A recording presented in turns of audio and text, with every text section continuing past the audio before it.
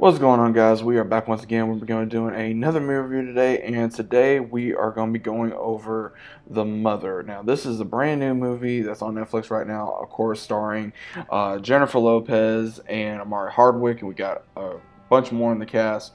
Now, I will say, overall, this movie was very interesting. I know there's a lot of critics out there that kind of gave their own review.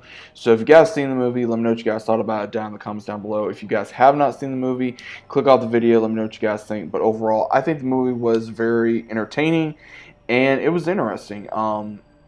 Overall, from a story perspective, from an acting perspective to a action perspective, they did very well in some of these locations. The whole story is centered around Jennifer Lopez, who plays as the mother. We really never get to really know her name.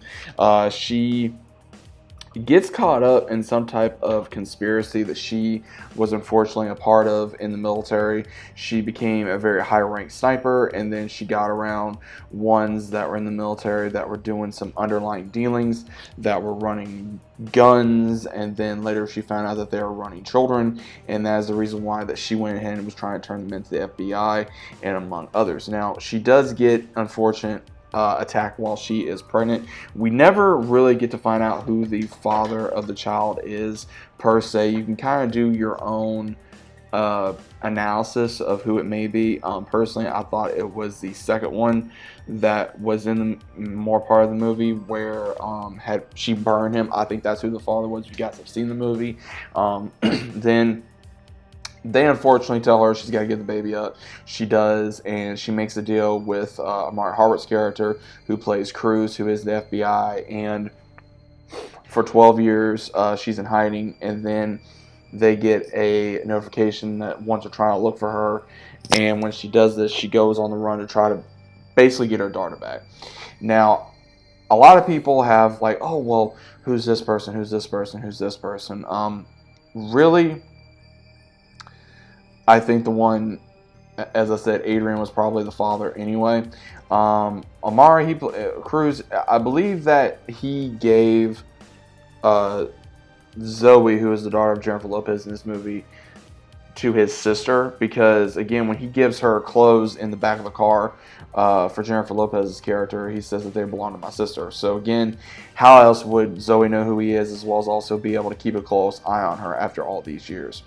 Now, at the same time, they go through pretty much on the run throughout the entirety of this film, just trying to get her back. And when she does, they do try to get her back to her family. Unfortunately, it does not happen. They have a collision course.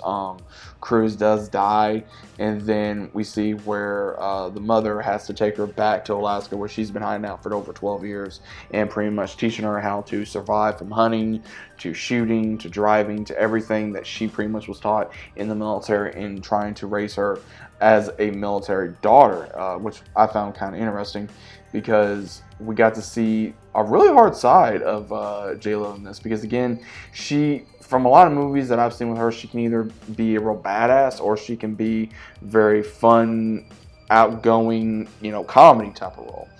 And it really got to show that she didn't really show her feelings towards her daughter, because she did not know that how to do that, because she shut it off for so long. But she does see characteristics of her daughter in her.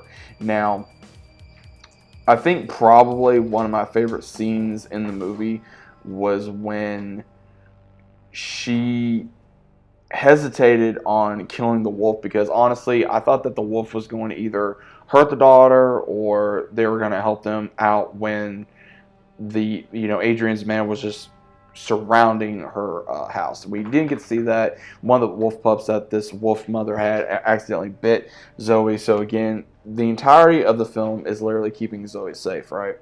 And we do get to see the final showdown between Jennifer Lopez's character and the character Adrian, and finally showing of who, I guess, the badass alpha is, whether it be her or this person.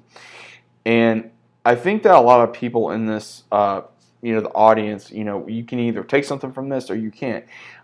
It was very emotional at the end of it, because it really showed how much growth, the mother as a character has really grown from being a cold-hearted. I would say not so cold-hearted, but to where she became very cold-hearted towards everyone because of what she's lost. It's just that she's never really shown a lot of it. But then at the same time, showing that hey, I do care and everything I'm doing is because I care. It's just I'm not saying it. And again, if you know how, first off, you know, humility works as well as also common sense, then you'll be able to follow this film. I've seen different people try to say, oh, it's this kind of a film or it's that kind of a film. I think this is a very good film. I don't really have a problem with it. I think a lot of people are probably going to make more into it than probably what it is. It's a very basic story. It's very easy to follow. It's not, oh, it's this or that. It's not anything I would say that's woke. I wouldn't say it has anything to do with identity politics.